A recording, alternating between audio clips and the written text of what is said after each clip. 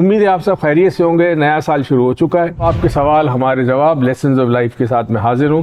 कोशिश कीजिएगा सवाल बहुत तवील ना हो। उज़मा अस्सलाम वालेकुम। वालेकुम सलाम। सर, मैंने आपकी ट्री मेडिटेशन की थी। पैसों के मामले में प्रॉब्लम है मुझे। मैंने देखा कि कई हजार साल पुराना ट्री था, दरख्त में से किताबें खुल के मेरे सामने आ रही है और मुझे ये बताया जा रहा है कि मैं कौन सी गलती कर रही हूँ जिसकी वजह से मेरी इनकम नहीं बढ़ रही। मुझे बताइए दरख्त ने क्या मुझे दिखाया। देखिए जी, पहली तो चीज ये है, इस हिना ने सवाल किया, in choice of words we say that mind does not understand the negative. बिल्कुल सही है जी, इसका मतलब ये है, इसको समझे इस जुमले को। हादिया हमीद के दो सवाल है। पहला सवाल इनका ये कि फितरत में अल्लाह ताला ने तजाद रखा है रंगों में। देखिए जी, ये कॉन्ट्रास्ट रखा गया, इसकी वजह ये है। दूसरा सवाल, मेरे अंदर एक कोई चीज मैंने नोटिस की है, माजी की तकलीफ दे यादों को याद करता रहता बार बार, और बार बार आती रहती हैं, जबकि खुशी के लम्हात मेरे जहन में खुद ब खुद नहीं आती जब तक मैं खुद ना सोचूं। हादिया, इसकी वजह ही है। नाइला साहिबा ने लिखा है, how can we educate our emotions and feelings. मोहतरमा, एक तो ये ट्रिक नहीं होती, लेकिन याद रखें बगैर अमल के कुछ नहीं होता। अस्सलाम वालेकुम दोस्तों, आपके सवाल हमारे जवाब लेसन्स ऑफ लाइफ के साथ मैं हाजिर हूँ। सवालात की एक भरमार है। कोशिश करते हैं 4-5 सवाल हम हर नशिस्त के अंदर आपके सामने उसके जवाब पेश कर सके।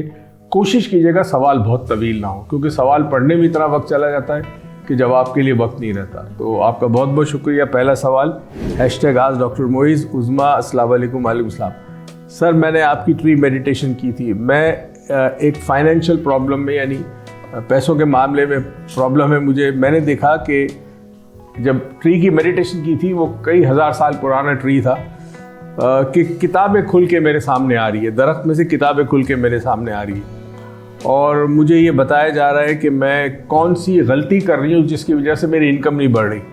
मैंने एक जुमला देखा जो लिखा हुआ था, वो भी मुझे नज़र आया, और ये कहा गया उस जुमले में कि पैसा कमाना ही सब कुछ नहीं होता, अपनी रूह को किसी काम के लिए इस्तेमाल करो। ये जुमला जो आया था उस दरख्त की तरफ से, उसमें ये लिखा था कि पैसा सब कुछ नहीं होता, अपनी रूह को भी इस्तेमाल करो किसी अच्छे काम के लिए।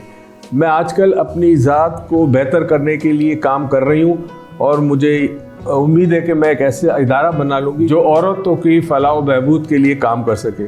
मुझे बताइए दरख्त ने क्या मुझे दिखाया। देखिए जी, पहली तो चीज़ ये है कि इंसान जब ऐसी चीज़ों से कनेक्ट होता है तो उसको कुछ इशारात मिलते हैं। अल्लाह की मखलूक है दरख्त भी, और मैंने आपसे कहा था कि इस दरख्त ने कई माह साल देखे, कई सर्दियाँ, कई गर्मियाँ, कई तूफ़ान, कई बारिश, कई बिजली के कड़कने को देखा है, महसूस किया है।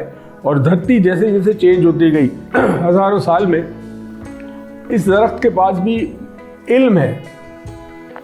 तो जब आप उस दरख्त के साथ कनेक्ट हुए, उस मराकबे में, तो आपको कुछ मालूमात मिली। पहली चीज़ तो ये मिली, जो आपने कहा कि जुमला था कि सब कुछ पैसा नहीं होता, तो बराए करम अगर रूह की ताजगी के लिए और रूह की ज़रूरत पूरी करने के लिए अगर आपको कोई फलाह व बहबूद का काम करना पड़े तो ज़रूर कीजिएगा। दूसरी चीज़ ये है कि किताब जो आपको नज़र आई, इसका मतलब इल्म हासिल करें। तो जितना इल्म हासिल कर सकती है इतना इल्म हासिल करें, और उम्मीद है कि आपके जो माशी मसाइल हैं, फाइनेंशियल प्रॉब्लम्स हैं, वो इंशाल्लाह सॉल्व हो जाएंगे। और देखें आप क्या गलती कर रही है। अगर आप कोई कारोबार करें तो उसमें आप कोई ना कोई गलती कर रही हैं, या आप जॉब कर रही है तो कहीं ना कहीं कोई ऐसी गलती कर रही है जिससे आपके माशी हालात बढ़ते जा रहे हैं। तो उम्मीद करता हूँ कि आपका ये मसला सॉल्व हो जाएगा। नेक्स्ट जी, ये जी #आज डॉक्टर मोइज़। हिना ने सवाल किया है, अस्सलाम वालेकुम। वालेकुम सलाम। Hi, I have a question. In choice of words, we say that mind does not understand the negative. There, if you tell a person not to think of a pink elephant, they'll just do that. In the same way, saying don't be late, it's like saying it late. बिल्कुल सही है जी। इसका मतलब ये है कि अगर आप किसी से कहते हैं परेशान मत होना, तो इसको समझे इस जुमले को। जब आप कहते हैं परेशान मत होना, तो मत होना जो है वो ब्रेन प्रोसेस नहीं करता। ब्रेन हर चीज़ प्रोसेस करता है, उसके लिए इसके पास कोई तस्वीर होनी चाहिए, कोई इमेज होना चाहिए। तो नहीं होने का इमेज नहीं होता, परेशान का इमेज है। तो इस तरह इंसान परेशान होगा। अगर आप उसको कहेंगे भी, तो चाहे आपकी नीयत अच्छी भी हो, तो बेहतर है कि आप उससे कहें कि जी इत्मीनान रखो, सब्र करो, बेहतर हालात हो जाएंगे। जितना पॉजिटिव आप सेंटेंस यूज़ करेंगे, इतना असर उस पर होगा। इसी तरह आप किसी से कहते हैं देखो ख्याल रखना, लेट ना हो जाना, तो अब ख्याल रखना प्रोसेस नहीं हो सकता, उसका कोई इमेज नहीं है ख्याल रखने का, लेट का इमेज है, तो वो बंदा लेट हो जाएगा। तो उससे आप ये कह सकते हैं कि जी कोशिश करना कि तुम टाइम पे आ सको। टाइम पे आना, टाइम का इमेज है, तो टाइम पे वो शख्स आ जाएगा। तो ये याद रहे कि कम्युनिकेशन में ये चीज़ बड़ी इंपॉर्टेंट है, NLP में सिखाई जाती है कि अल्फाज जो है वो हकीकत बनते हैं, यानी वर्ड्स कन्वर्ट इनटू रियलिटी। तो जो अल्फाज इंसानों के साथ जो राब्ता आपका है, जिसमें आप कम्युनिकेट करते हो उसमें अल्फाज का चुनाव बड़े गौर से कीजिएगा, बड़ा सोच समझ के कीजिएगा। आपको नहीं पता आपके अल्फाज सामने वाले शख्स के जहन में क्या तस्वुर कायम करते हैं, क्या इमेज कायम करते हैं। तो रिश्तों को बेहतर करने के लिए अल्फाज का चुनाव बहुत ज़रूरी है। नेक्स्ट जी, हैशटैग आज डॉक्टर मोहित। हादिया हमीद के 2 सवाल है, बड़े लंबे सवाल है। अस्सलाम वालेकुम। वालेकुम सलाम। I hope you are doing well sir. Why is there so much contrast in the nature? The sky is blue and has a yellow sun or its white moon. The tree leaves are green, branches and shoots are brown, and flower fruit are of same colors. And I, as a human being, want to keep the things of the same color or similar.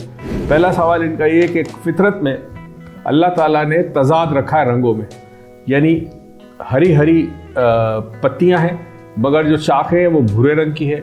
इसी तरह आसमान जो है वो blue है और सूरज जो है वो येलो है और क्लाउड्स जो हैं, बादल जो है वो वाइट है, चांद भी वाइट है।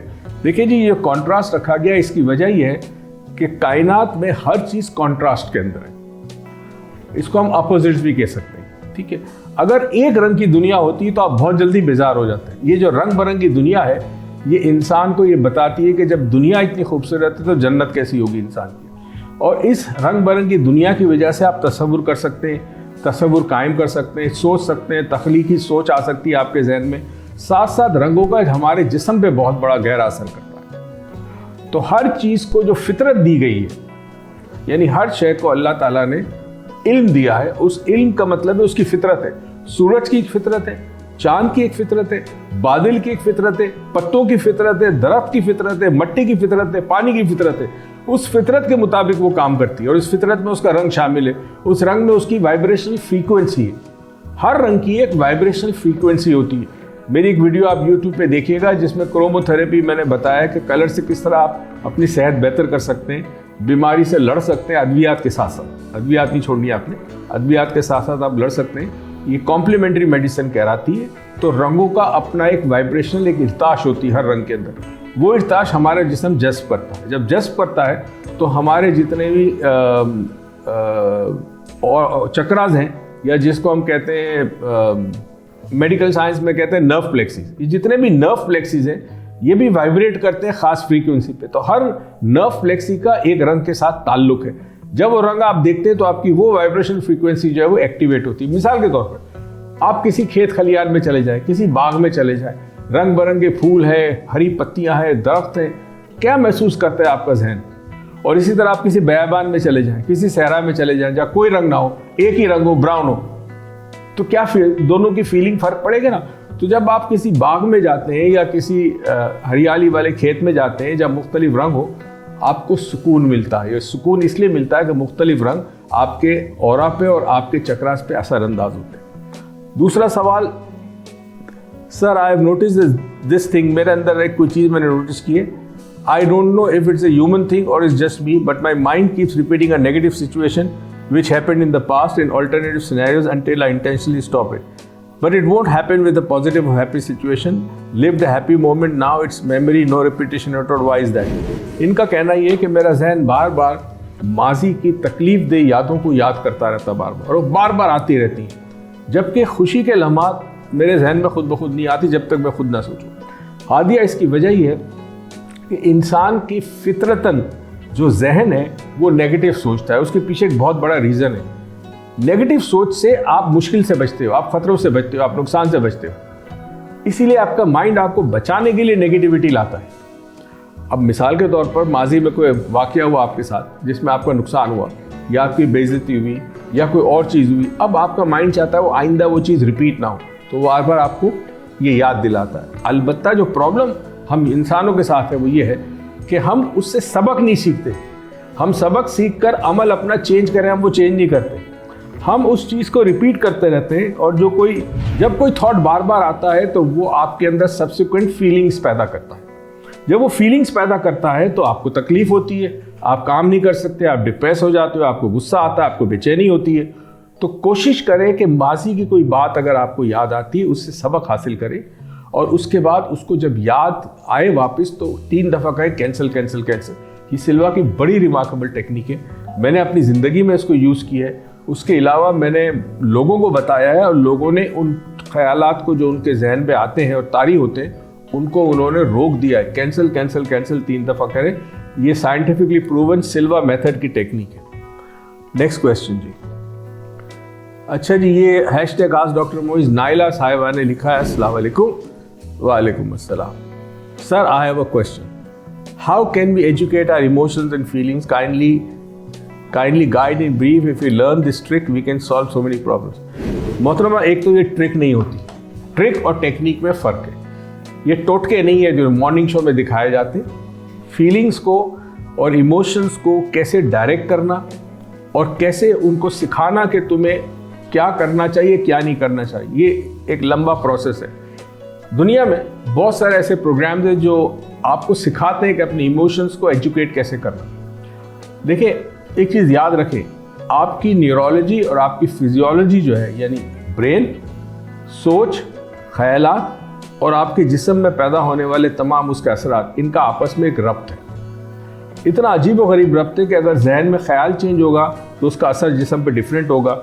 अगर आप अपना पोस्चर चेंज करेंगे तो जहन के अंदर सोच चेंज होगी। इनका आपस में, इसको लूप कहते हैं, राइट। अब ये जो लूप है, इसको समझना होगा और समझने के लिए एक चीज़ जाननी होगी कि जब कोई फीलिंग या इमोशन आपके लिए नुकसानदेह है तो उसको एनालाइज करना होता है। तो उसके लिए तरीका ही है कि जब एक थॉट आए आपको जो कि नेगेटिव है, जो कि आपके लिए तकलीफदेह है, उसको लिख लें। अगर डेली बेसिस पे जब जब थॉट आए एक जुमला लिखे, पूरा लिखने की ज़रूरत नहीं है। आज मुझे काली बिल्ली से की वजह से जो हादसा हुआ था मुझे याद आया, ठीक है, फिर याद आए, फिर लिख ले, फिर लिख ले। एक तो कैंसिल कैंसिल कैंसिल करने की आदत डाले, लिख ले।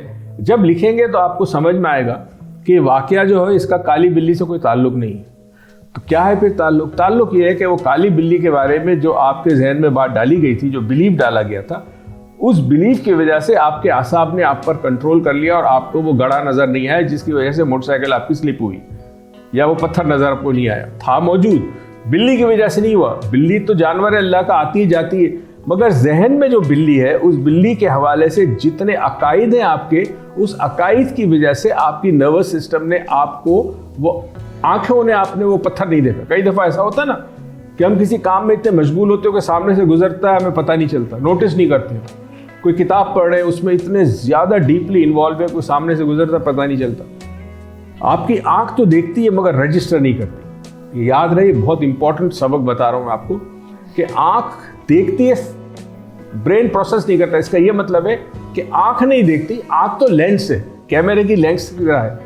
उसमें से जो छवि जाती है, ब्रेन अगर उसको प्रोसेस नहीं करेगा तो ऐसा लगेगा वो चीज़ मौजूद ही नहीं थी। ये हेलुसिनेशन में होता है जब हम हिप्नोसिस करते हैं, और अगर हम किसी को कह दें कि ये एक चीज़ है आपके सामने और ये चीज़ इंतहाई गर्म है और अगर आप उसको उठाएंगे तो आपका हाथ जल जाएगा, बिलीव करें ये चीज़ कोई गर्म नहीं है, मगर उसका माइंड कहता है ये गर्म है। जब उठाते हैं तो उसके हाथ में छाले पड़ जाते। इसी तरह अगर हम किसी को पानी दें और कहें बहुत बेहतरीन खुशबू है, बहुत ज़बरदस्त परफ्यूम है, उसको एक्चुअली परफ्यूम सुंगाई देगी, उसको उसकी स्मेल आएगी। तो ये वजह ये कि आपके आसाब इस पे काम करते हैं। तो आपके इमोशंस का डायरेक्ट ताल्लुक ये होता है कि जैसा इमोशन वैसे उसके आसाब पर असर होता है। आसाब पे असर होते हैं तो पूरी बॉडी की जो फिजियोलॉजी है वो आसाब के कंट्रोल में। आँख देखती है, कान सुनते हैं, नाक सूंघती है, ज़बान चखती है, हाथ छूते हैं। अगर किसी तरह आसाब उसको सपोर्ट करते हैं तो आपको बेहतर दिखाई देता है, और अगर सपोर्ट नहीं करते तो सामने चीज़ गुजर जाएगी, आपको नज़र नहीं आएगी, जबकि उसका इमेज ब्रेन में जाएगा, ब्रेन प्रोसेस नहीं करेगा। तो अगर आप सीरियसली इंटरेस्टेड है कि आप चाहती है कि मैं अपने इमोशंस और फीलिंग को एजुकेट करूं, तो मेरी रिक्वेस्ट है कि NLP या सिल्वा का वर्कशॉप ज़रूर कीजिएगा ज़िंदगी में, अगर आपको मौका मिले। उम्मीद है आप सब खैरियत से होंगे। नया साल शुरू हो चुका है। इस साल में बड़ी उमंगें होती है, बड़ी उम्मीदें होती है। अल्लाह ताला आपकी सब उम्मीदें उमंगों को पूरा करे, लेकिन याद रखें बग़ैर अमल के कुछ नहीं होता। खाली उम्मीद मत रखना, अमल बड़ा ज़रूरी है। तवक्कुल असबाब के बगैर बेकार है। असबाब पैदा करें, फिर तवक्कुल करें, अल्लाह ताला आपको कामयाब करेगा। पाकिस्तान पाइंदा।